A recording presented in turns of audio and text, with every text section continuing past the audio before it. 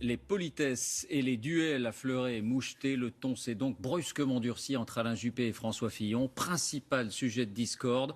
On l'entendait hier soir ici même, le droit des femmes et en particulier l'avortement. Le maire de Bordeaux accuse son concurrent d'ambiguïté. Maryse Burgot, Julien Nourry. François Fillon très souriant ce matin en déplacement à Viry-Châtillon, sauf quand il est interrogé sur sa position concernant l'IVG. C'est une polémique inqualifiable et jamais je n'aurais pu penser que mon ami Alain Juppé tombe aussi bas. Ça fait 30 ans que je suis parlementaire. Est-ce qu'une seule fois j'ai pris une position contre l'avortement? Une seule fois? Est-ce que vous avez vu une seule fois dans un programme de François Fillon des propos concernant le retour sur la loi Veil? Jamais. Vous n'avez pas dit que ce n'était pas un droit fondamental. Vous n'avez pas dit que ce n'était pas un droit fondamental. C'est une question juridique qui n'a aucun intérêt. Je n'ai jamais remis en cause l'avortement. Jamais. Cette polémique sur le droit à l'avortement a commencé hier soir sur notre plateau. Sur cette liberté-là, je crois que ces déclarations sont assez ambiguës. On verra s'il les précise dans les jours qui viennent. Ce matin, Alain Juppé précise ses accusations à l'encontre de François Fillon. Il a commencé par dire dans son livre que c'était un droit fondamental de la femme. Et puis, il est revenu sur cette déclaration dans un débat qu'il a eu devant un certain nombre de ses supporters. Voilà, quelle est sa position? Jérôme Chartier qui était ici, du flou. Échange de plus en plus tendu entre les deux candidats. Ce midi d'ailleurs, devant ses soutiens, François Fillon montre une nouvelle fois son exaspération. Après m'avoir traité d'ultra-libéral, on me peint sous les traits d'un réactionnaire moyenâgeux. Tout ça est ultra grotesque et ultra ridicule. Comme en plus chacun sait que jamais au grand jamais François Fillon n'a remis en cause d'une quelconque façon le droit des femmes à disposer de leur corps et bien évidemment le droit à l'avortement, c'est créer une polémique là où il n'y en a pas. Donc je le regrette beaucoup. À 2 jours du dernier débat, la tension est brusquement montée d'un cran entre les deux finalistes. Alors pourquoi cette controverse est-elle justifiée? Quelles sont exactement les déclarations de François Fillon sur le sujet? Astrid Mesmorian, Olivier Gardette. Qu'a dit et que pense François Fillon de l'IVG? Dans son livre-programme sorti fin 2015, il affirme que c'est un droit fondamental. Mais 9 mois plus tard, lors d'un meeting, il revient sur ses propos. Dans mon livre, j'ai commis une erreur. Je vais la reconnaître devant vous. J'ai commis une erreur quand j'ai écrit que l'avortement était un droit fondamental. C'est pas ce que je voulais dire. Ce que je voulais dire, c'est que c'est un droit sur lequel personne ne reviendra. Un revirement qu'il justifie sur notre plateau en octobre dernier. Cette petite phrase, à titre personnel, de par ma foi, je n'approuve pas l'avortement. Qu'est-ce que ça veut dire? Ça me regarde, c'est mes convictions personnelles. Je suis capable de faire la différence entre ces convictions et le bien public, l'intérêt général. Je considère que l'intérêt général, c'est de ne pas rouvrir ce débat.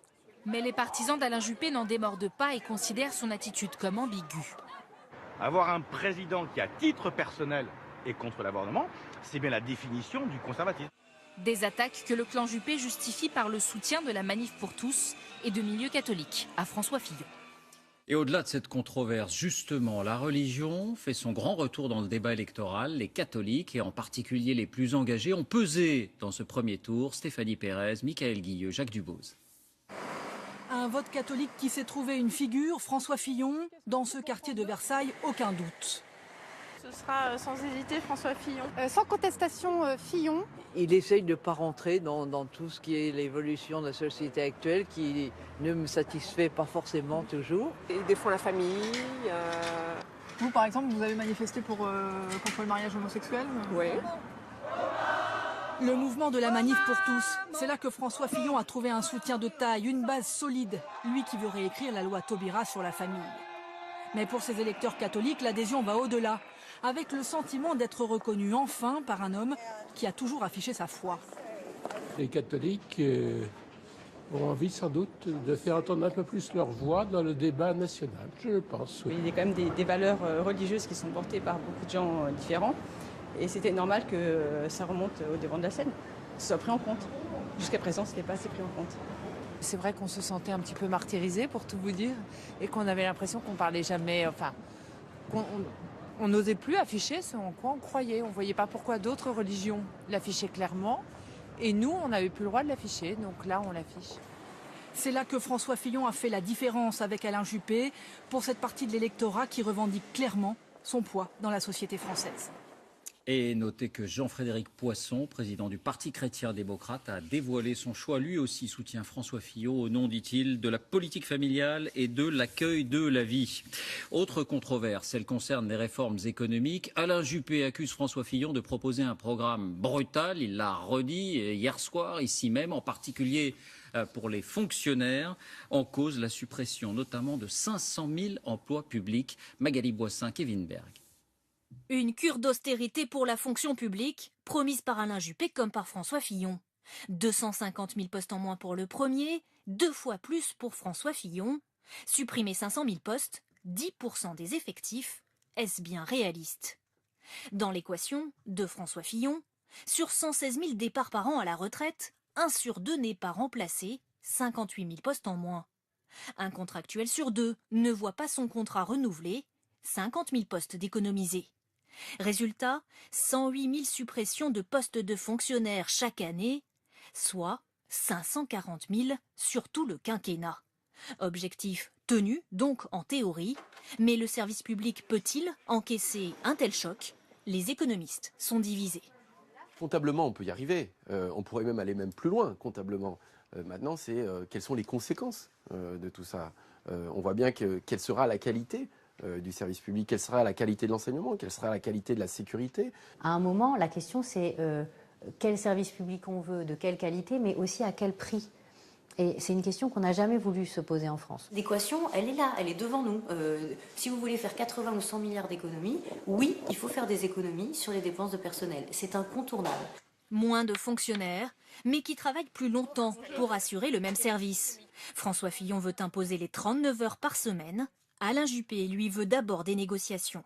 Autre réforme radicale, aligner le régime des retraites sur celui du privé pour tous les fonctionnaires selon François Fillon, seulement pour les nouveaux embauchés selon Alain Juppé. Enfin, les deux veulent rétablir des jours de carence en cas d'arrêt maladie. Un seul jour, selon François Fillon, 2 pour Alain Juppé. Alors 500 000 suppressions de postes, possibles ou pas possibles. Dans un instant, on verra si les exemples étrangers cités par François Fillon ont produit leurs effets. D'abord, la réaction des intéressés eux-mêmes, les fonctionnaires, décidément au cœur des débats. Anaïs Barre, Abdelzouiwesh, avec notre bureau à Toulouse. Aides-soignants, éboueurs, agents territoriaux, que pense-t-il de la suppression de 500 000 fonctionnaires proposés par le candidat Fillon? Certains y sont opposés. Ils craignent que les conditions de travail ne se détériorent. On est actuellement 3 infirmiers, voire un aide-soignant pour actuellement 20-25 patients. Supprimer des fonctionnaires, ça serait vraiment aller à la folie.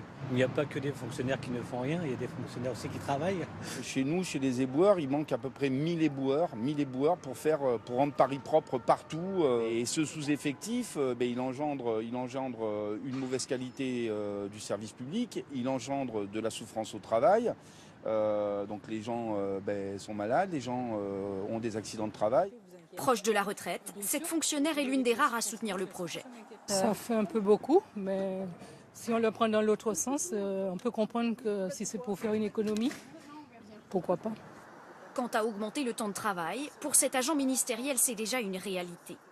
Elle travaille parfois plus de 38 heures et certaines heures ne sont jamais récupérées. Il y a plein d'heures qui sont perdues, qui ne sont pas payées et qu'on fait comme ça naturellement. On va toujours voir celui qui est derrière son guichet et qui peut-être ne fait pas grand-chose, mais sur ça on n'en sait rien, c'est juste un jugement. La France compte aujourd'hui un peu plus de 5,5 millions de fonctionnaires. Bonsoir Jean-Paul Chapelle. Bonsoir. Lorsqu'il explique que son plan pour les fonctionnaires est réalisable, François Fillon cite régulièrement les exemples de la Suède, du Canada ou du Royaume-Uni. Est-ce qu'il a raison? Oui, regardez la Suède, elle a supprimé le statut de fonctionnaire. Il y en a encore, mais sans la garantie de l'emploi. Elle a licencié 20% des effectifs, une cure donc 2 fois plus sévère que celle proposée par François Fillon. Elle l'a fait en 10 ans, dans les années 90, elle a informatisé de manière massive, elle a privatisé la poste, les télécoms, les chemins de fer pour ne garder que la police, la justice, l'éducation. Au Royaume-Uni, ce sont 15% des effectifs qui ont été supprimés par David Cameron de 2010 à 2014, notamment dans la police, la défense, les transports. Au Canada, là, ce sont plus de 20% des fonctionnaires qui ont été licenciés en seulement 3 ans, dans les années 2000. Chaque ministère a dû couper dans ses effectifs et là encore, privatisation des chemins de fer, des aéroports. Et quelles conséquences sur le service rendu ? Alors au Canada, les urgences ont connu des dysfonctionnements à cause des fermetures d'hôpitaux. Au Royaume-Uni, le nombre d'élèves par classe a augmenté et le ramassage des poubelles ne se fait plus généralement qu'une semaine sur 2 au lieu de chaque semaine. Et est-ce que les déficits ont été réduits dans ces pays ? Alors, au Canada, les déficits ont été comblés, remplacés par des excédents. La dette a été divisée par 2 en 10 ans. En Suède aussi, la dette a été divisée par 2. Au Royaume-Uni, en revanche, elle a continué d'augmenter. Merci Jean-Paul. Et ce soir, je vous le disais, le duel se poursuit à distance. Premier meeting de l'entre-deux tours pour chacun des 2 candidats. François Fillon est à Lyon, ou en tout cas tout près de là. Bonsoir Guillaume Daret, vous êtes sur place. Quelle tonalité ce soir pour le favori du second tour ? Eh bien, écoutez, David, François Fillon veut se poser en rassembleur, mais pour autant, pas question de laisser passer les attaques d'Alain Juppé. C'est ce qu'il devrait dire dans quelques instants à la tribune. Vous le voyez tout juste derrière moi. Il vient d'y arriver il y a quelques secondes et les proches de François Fillon se montrent encore plus sévères. Ils estiment qu'Alain Juppé, je cite, parle comme le ferait la gauche et qu'il met gravement en péril le futur rassemblement de la droite. Après cette primaire, François Fillon, qui en tout cas veut faire une démonstration de force ce soir ici à Lyon. Il y a ceux qui sont là pour le second tour, pour le soutenir, qui sont présents. C'est le cas notamment de Laurent Wauquiez ou encore de Bruno Le Maire. Et ce n'est pas un hasard s'il a fait ce meeting ici à Lyon, car c'est dans le département du Rhône qu'il a réalisé l'un de ses meilleurs scores, François Fillon, plus de 48% des voix. Merci Guillaume et bonsoir à vous Jean-Baptiste Marteau. Vous êtes à Toulouse où se trouve Alain Juppé. Est-ce qu'il est toujours ce soir à l'offensive contre François Fillon ? Ah oui, David, Alain Juppé, plus que jamais à l'offensive. Il est en train à la tribune de démonter point par point tout le programme de François Fillon. Le volet économique, bien sûr, mais aussi la question de l'avortement, l'IVG. C'est une question qui méritait d'être tranchée, d'être clarifiée, a dit il y a quelques minutes le candidat. Mais ce soir, devant 1 millier de sympathisants ici, dont beaucoup de Bordelais, on a vécu un moment rare, un moment en tout cas unique et presque touchant. Pour la première fois depuis le début de cette campagne, la femme du candidat, Isabelle Juppé, a pris la parole. Je vous propose de l'écouter, suivi d'Alain Juppé. Face aux menaces, face aux dangers, Alain, c'est quelqu'un qui a la tête froide, qui a du sang-froid, qui a du courage. Et il me rassure aussi face à la montée ici en France de tous ces extrémismes, de tous ces excès en tout genre, parce qu'il est capable de quelque chose qui est rare, c'est de concilier à la fois l'autorité et la fermeté, mais aussi l'ouverture aux autres. Il paraît que François Fillon a été choqué, que je lui demande de clarifier sa position sur l'IVG. C'était quand même nécessaire. Et je vous le dis tout de suite, je ne renoncerai pas à poser d'autres questions pour clarifier des positions qui sont parfois confuses. Voilà pour ces déclarations. Merci Jean-Baptiste. À Toulouse donc. Et puis autre grand sujet de divergence entre les 2 hommes, la politique étrangère de la France et en particulier les relations avec la Russie. François Fillon souhaite un rapprochement avec Vladimir Poutine et une levée des sanctions. Moscou s'est même réjoui du résultat de dimanche dernier. Sur place, Dominique Derda, Patrice Hacheret. Pour la télévision russe, l'élimination de Nicolas Sarkozy est un tremblement de terre politique.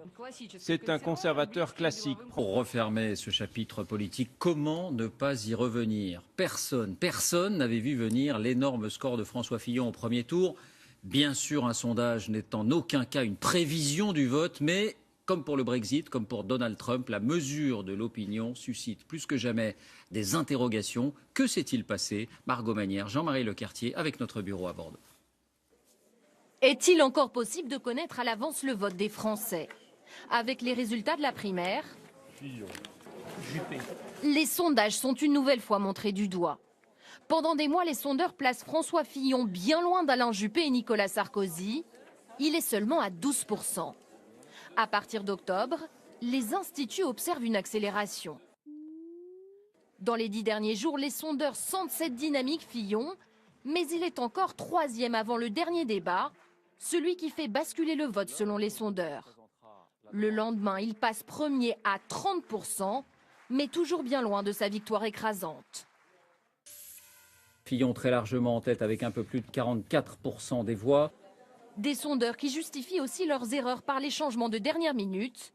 Dans cette primaire, 50% des électeurs se seraient décidés pour François Fillon au tout dernier moment. Il est très difficile à l'intérieur d'une même famille politique, nous n'avons cessé de le dire, de mesurer à temps les mouvements et la volatilité électorale. Pourquoi? Pour une raison très simple, les électeurs n'ont pas le sentiment de trahir quand ils passent de Nicolas Sarkozy à François Fillon ou Alain Juppé. On est dans une même famille politique.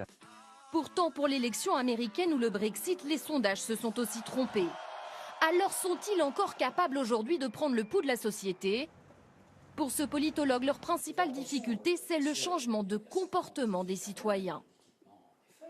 Les gens n'ont pas envie de répondre, en effet, à des questions sur leurs choix personnels, leurs choix politiques, leurs orientations culturelles, sociales, économiques. Ils se taisent. Mais il faut savoir que parmi ces taiseux, toute une partie de ceux-là viendront voter. La question de la fiabilité des sondages pourrait être encore au cœur des débats lors des prochains scrutins. Et je vous donne rendez-vous